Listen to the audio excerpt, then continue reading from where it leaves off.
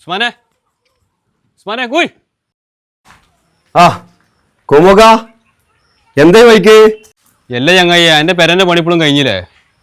പണിയൊക്കെ ഇവിടെ എത്തി. കോമോക അവിടേക്ക് ഞാൻ വരാം. എന്നിട്ട് കയറി.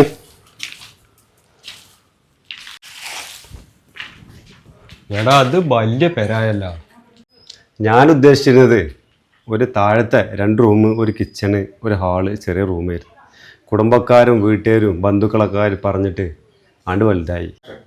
എല്ലടോ ഗൾഫിലൊക്കെ എന്നാൽ എല്ലാവരും വന്നാൽ 6 മാസം ലീവിൽ നാട്ടിലിരിക്കലുണ്ട്. ഇജിപ്പം വന്നിട്ട് 8-9 മാസമായല്ലോ. ഇജി ഇനി തിരിച്ചു പോകണമില്ലേ? സംഭവം ഞാൻ ലീവിന് വന്നു തന്നെയാണ്. വന്നൊരു 4 മാസം കഴിഞ്ഞതിന് ശേഷം അറബി പറഞ്ഞ് ഇത് തിരിച്ചു വരണ്ട, കച്ചവടം കുറവാണ്, കാര്യങ്ങളൊക്കെ. എല്ലാ ഇജിപ്പോൾ ഈ പണി മുഴുവനാക്കപ്പം ഞാൻ എന്താ തീരുമാനിച്ചേക്കണ്ടേ? അവിടെ പണി ഉണ്ടാവുമെന്ന് കരുതിയിട്ട് കിട്ടാടത്തോളമുള്ള കടം മുഴുവൻ വാങ്ങിച്ചിട്ടുണ്ട് ഞാൻ. പെണ്ണുങ്ങളെ പണ്ടം, പെരൻ്റെ ആധാരം, തറവാടിൻ്റെ, എൻ്റെ ചെറിയ കുട്ടിൻ്റെ കഴുത്ത് കിടക്കുന്ന ആ 100 മാല സ്വർണ്ണത്തിന് അതുവരെ ഞാൻ വിറ്റ്. എവിടെ എത്തണില്ല. എനിക്കെന്നാ എൻ്റെ അടുത്ത് എല്ലാ പൈസക്ക് അനുസരിച്ച് ചെറിയൊരു പെരണ്ടാക്കിയാൽ മതിയായിരുന്നു. ഇനിയിപ്പോൾ അതൊന്നും പറഞ്ഞിട്ട് കാര്യമില്ല. അതിപ്പോൾ എന്നെ പറഞ്ഞിട്ടും കാര്യമില്ല. ഒരു പെരണ്ടാക്കുമ്പോൾ ചെറിയ പെര പറ്റില്ല, വലിയ പെരമാണെന്നുള്ളത് നമ്മളെ കൂട്ടുകുടുംബത്തിനൊക്കെ എല്ലാവരും ആവശ്യം. പക്ഷേ നമ്മളെ കൊണ്ട് സാധിക്കുമെന്നുള്ളൂ കൂട്ടുകുടുംബത്തിനൊന്നും അതറിയില്ല. അത് അറിയാതെ പെടുന്ന പെടലാണ് ഇതൊക്കെ. ഇനിയിപ്പോൾ ഇത് മുഴുവനാക്കൽ നമ്മളെ കടമേനല്ലേ?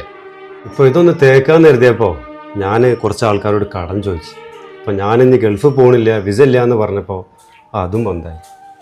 ഒരു കുട്ടികൾ 1 ഉറുപ്പ്യ തരുന്നില്ല, ഒരു വില ഇല്ല മനുഷ്യന്. ഗൾഫേരെ അവസ്ഥ മുഴുവൻ അങ്ങനെ തന്നെയാണ്.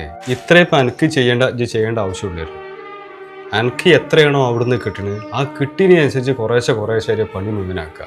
അതല്ലാതെ നാളെ അവിടുന്ന് കിട്ടും, എനിക്കിനി ഒരുപാട് ശമ്പളം കിട്ടും, ഒരുപാട് കാലം ഞാൻ ഗൾഫിൽ ജോലി ചെയ്യുമെന്ന് വിചാരിച്ചു കണ്ട് വലിയ പെരൊക്കെ എടുത്താൽ ഇങ്ങനെയൊക്കെ വരും. അതന്നെ കുടുങ്ങിക്കഴിഞ്ഞ് സഹായിച്ചാൽ മനെ ആരും ഉണ്ടാവില്ല.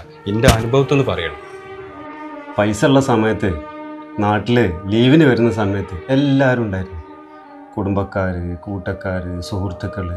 ഇപ്പം ഞാൻ ഈ കോലത്തിലായപ്പോൾ ആരുമില്ലല്ലോ. ഒന്ന് ശരിക്കും ഉറങ്ങിയിട്ട് മാസങ്ങളോളം. കാരണം നിങ്ങൾ കണ്ടില്ലത് തലക്കും മേലെ കടം. എൻ്റെ കുട്ടികളെയും മക്കളെ ആലോചിച്ചാണ് ഞാൻ എന്നാണ് ഇതിൽ വന്നിട്ട് കിടക്കലെന്ന് ഒരു എത്തും പിടിയും കിട്ടണില്ല. എൻ്റെ പെണ്ണുണ്ട്, എന്തൊരു വിഷമം ഉണ്ടെങ്കിലും ഓള് പറയും ശരിയായിക്കോളുക്കാം, ആ ഒരു സമാധാനം. പിന്നെ അതുമല്ല ഈ പേരെന്താ അങ്ങനെ കിടക്കണമെന്നുള്ള നാട്ടുകാരെ ചോദ്യം.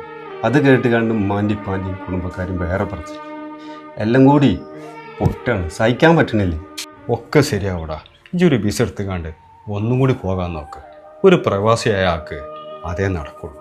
ഇതിന്ന് ഞാൻ വലിയൊരു പാഠം പഠിച്ചു. കിട്ടുന്നതിനനുസരിച്ച് നമ്മൾ ചിലവാക്കാൻ പാടുള്ളൂ. ഇല്ലെങ്കിൽ എൻ്റെ ഗതി വരും.